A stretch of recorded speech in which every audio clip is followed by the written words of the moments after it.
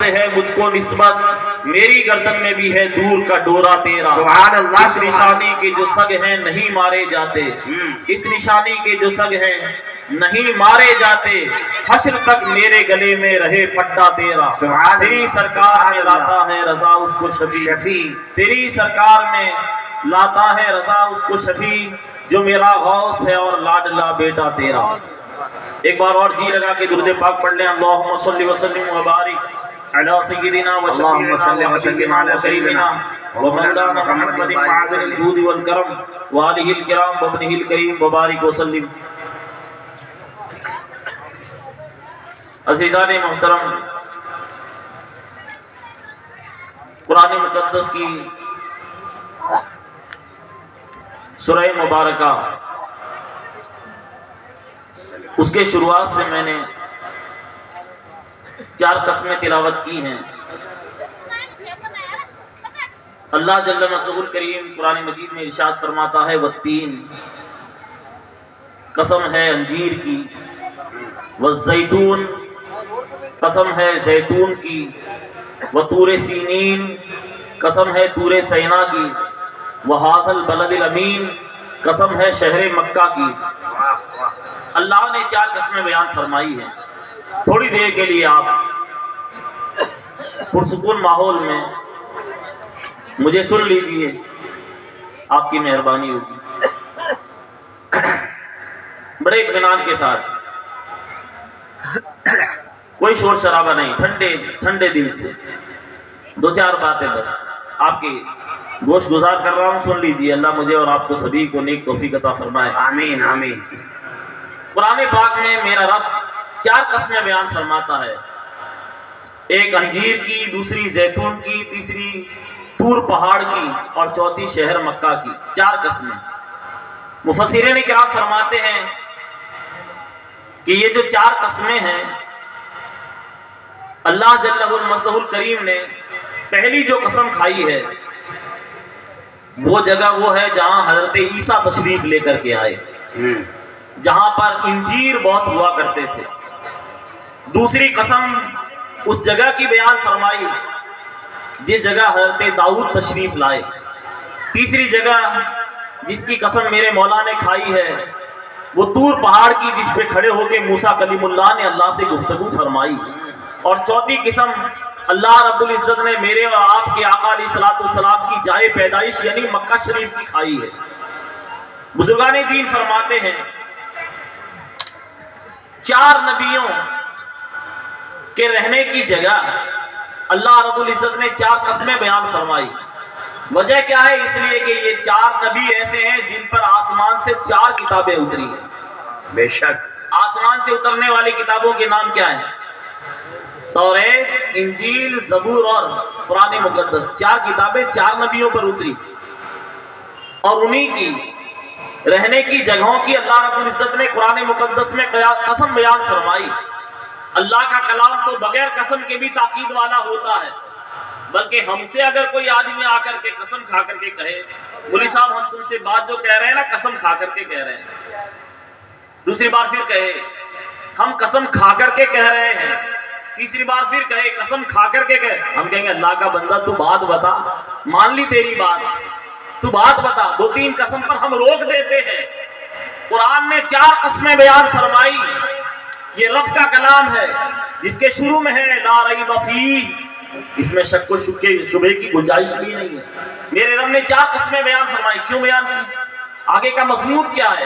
آگے کا مضمون یہ ہے لقد خلقنا الانسان فی احسن تقویم۔ سبحان اللہ۔ رب نے 4 قسمیں بیان کر کے اس بات کو بیان کیا کہ میں نے انسان کو بڑی خوبصورت شکل میں پیدا فرمایا۔ سبحان اللہ سبحان اللہ۔ اب اللہ نے بنایا تو چاند بھی ہے، لیکن چاند کے لیے 4 قسمیں نہیں۔ سورج بھی میرے رب نے بنایا، لیکن 4 قسموں کے ساتھ اس کا ذکر نہیں کیا۔ بہت خوب۔ زمین بھی میرے رب نے بنائی، آسمان بھی میرے رب نے، ساری چیزیں خدا کی قدرت ہیں، لیکن مالک نے کسی پر 4 قسمیں نہیں کھائی۔ انسان کو بنایا 4 قسمیں۔ وجہ کیا ہے؟ وجہ یہ ہے کہ انسان کو بنانے والا خود فخر محسوس کرتا ہے کہ میں نے انسان کو بنایا۔ واہ واہ، بے شک۔ میرے مالک کو فخر ہے کہ میں نے انسان کو بنایا ہے۔ انسان بڑی قدر والی چیز کا نام ہے۔ یہ الگ بات ہے کہ انسان اتنا قدر والا ہو کر کے بھی اپنی قدر نہیں کر رہا ہے. نہیں کر رہا بے شک. اس قدر والا اللہ نے بنایا، اس کے باوجود بھی اپنی قدر نہیں کر رہا ہے. یہ اس کا گھاٹا ہے. اب بات کو سمجھیے گا، انسان بڑی قدر والا، بڑے رتبے والا، بڑے درجے والا، بلکہ اللہ نے تو اس کو ایک چھوٹی مخلوق بنایا ہے. جیسے اللہ کا یہ عالم ہے، بڑی دنیا اس کو کہتے ہیں، جس میں چاند ہے، ستارے ہیں، آسمان ہے، زمین ہے، ایسے ہی انسان ایک چھوٹی دنیا ہے. کہا گیا یہ جو بڑی دنیا ہے، تم دیکھتے ہو بارش برستی ہے تو اس چھوٹی دنیا سے پسینہ نکلتا ہے. یہ بڑی دنیا جس میں تم دیکھتے ہو کہ درختوں کی ہریالی نظر آتی ہے، انسان کے بدن پر بال نظر آتے ہیں.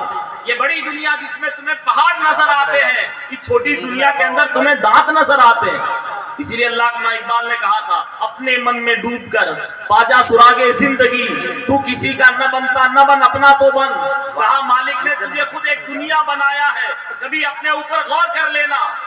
حدیث پاک میں آتا ہے، من عرف نفسہ فقد عرف ربہ، جس نے اپنے آپ کو پہچان لیا اس نے اپنے مالک کو پہچان لیا. بے شک بے شک. بندہ اپنے اوپر غور کرے، کہیں جانے کی ضرورت نہیں ہے. بندہ اگر اپنے اوپر غور کرے گا اس کو رب کا پتہ مل جائے گا. دقت کیا ہے، پریشانی کہاں ہے؟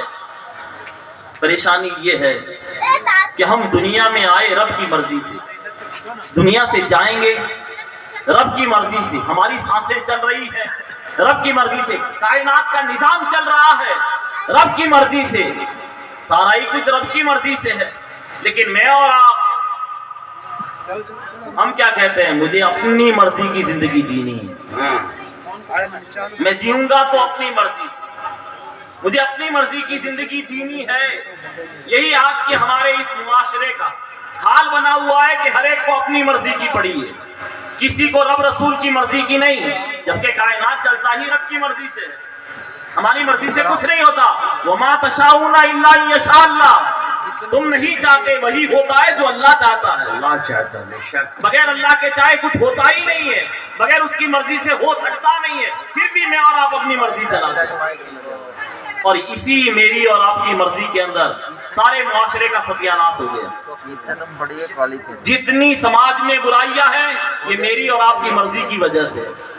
اگر رب رسول کی مرضی کو ہم لے آئیں اور اپنی مرضی کو رسول کی اور اللہ کی مرضی میں فنا کر دیں، معاشرے سے برائیاں ختم ہو جائیں گی. کبھی اپنی مرضی کو رب رسول کی مرضی کے تابع کر کے دیکھیں.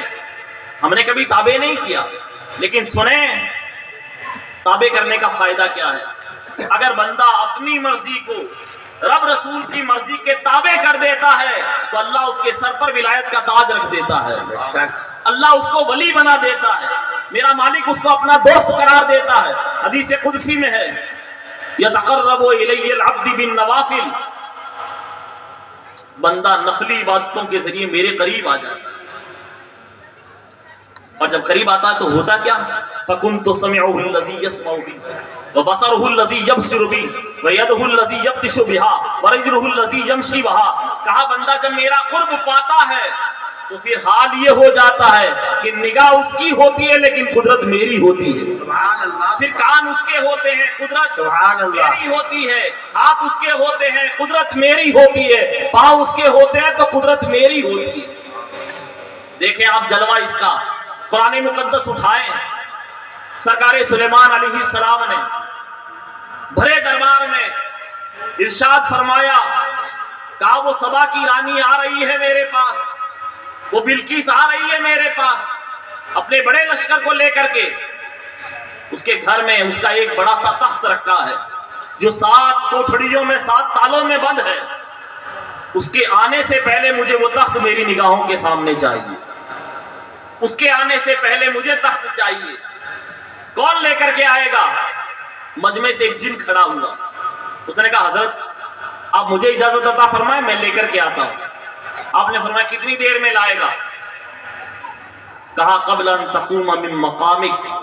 کہا حضرت آپ کے کرسی سے اٹھنے سے پہلے میں لے آؤں گا، مجلس کے ختم ہونے سے پہلے میں لے آؤں گا، آپ مجھے اجازت عطا فرمائیں. اب وہ اللہ کے نبی تھے، جانتے تھے کہ میرے سامنے جو بیٹھے ہیں کون کیسی طاقت رکھنے والا ہے. آپ نے فرمایا نہیں، مجھے اس سے بھی جلدی چاہیے. ایک بندہ کھڑا ہوا، وہ جس کے پاس کتاب کا علم تھا،